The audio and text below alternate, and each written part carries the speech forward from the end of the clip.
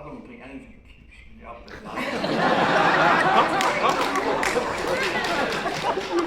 What comes the closest to keeping me up at night is the first topic that we discussed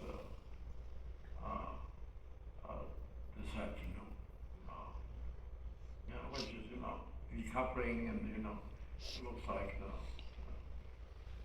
countries are mad at each other, and that worries me. Yeah. Most optimistic, I really think that this country, which is my country, U.S., United States, is still,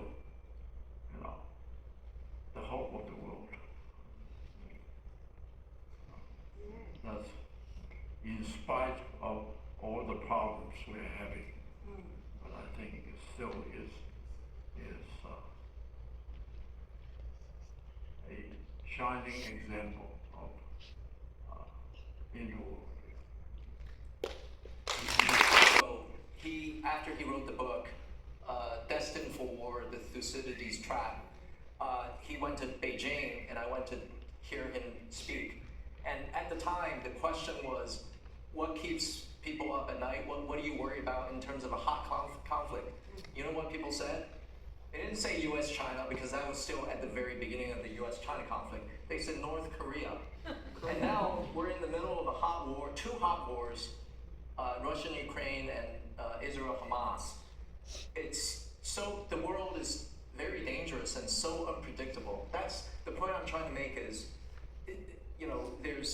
I worry about these hot conflicts, and I don't have the answer to how to resolve these conflicts, but they're very complicated things with a lot of history behind it, but that's what I worry about. And I hope that the two largest economies in the world don't somehow accidentally or by purpose get into a hot conflict.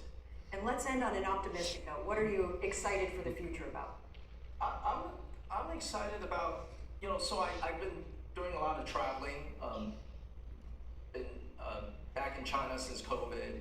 I have family in the United States. I have kids that go to school here. I've just been to Europe and the Middle East. What I'm optimistic about is that, generally speaking, people want peace and stability and an environment for to do business and have prosperity. And these conflicts, I know that there's a lot of extremism out there.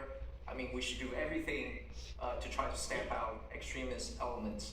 But I still believe 99% of the people around the world are peace-loving and want to have prosperity for everybody, not just only for themselves.